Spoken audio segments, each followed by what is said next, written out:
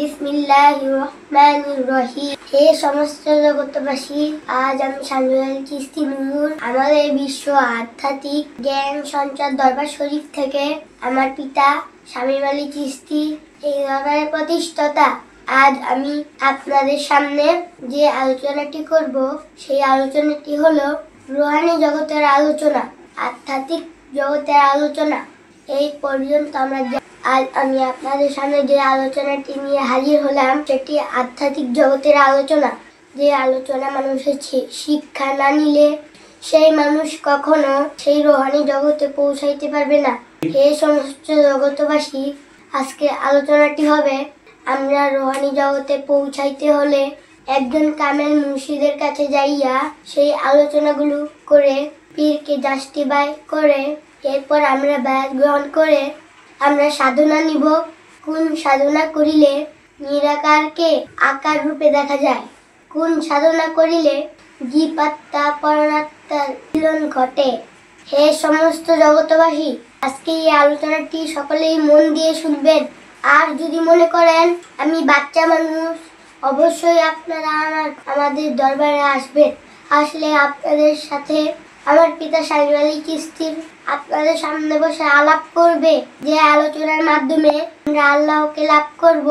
আমাদের দেহ বডির মধ্যে একটি পরিচয়পত্র আছে, সেই পরিচয়পত্রটি আমাদের সকলের জানা দরকার। আর যদি আমরা না জানি, কোনো একদিন হাসরের সময় শয়তান সামনে উপস্থিত হবে। শয়তান উপস্থিত হয়ে বলবে, কে তুমি, তোমার পরিচয় কি? যদি বলি আমি শামীম আলী, তাহলে আমার এই পরিচয়পত্র নিবে না। তখন তিনি বলবে শয়তানে যে তোমার একটি নাম আছে, সেই নামটি আল্লাহ। তোমার দেহ কোরআনে সেই লেখাটি আমার দেহ কোরআনে কোথায়? এটি আমার কামেল মুর্শিদ। এই পরিচয়টি আমার দেহের মধ্যে দেখিয়ে দেবে। এখান থেকে যদি আমরা নিজেকে চিনে যেতে পারি, তখন আমরা সেই হাসরের দিন শয়তানের মোকাবেলায় যেদিন হব, সেদিন শয়তানকে আমরা প্রমাণ দিব যে দেখো আল্লাহ যে আমাকে সৃষ্টি করেছে এই প্রমাণ।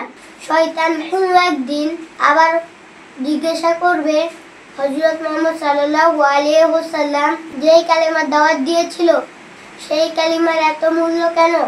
সেই কালিমাটা মানব দেহের মধ্যে কোথায় ফিটিং করা হয়েছে? এই দেহ কোরআনের মধ্যে কোথায় ফিটিং করা হয়েছে?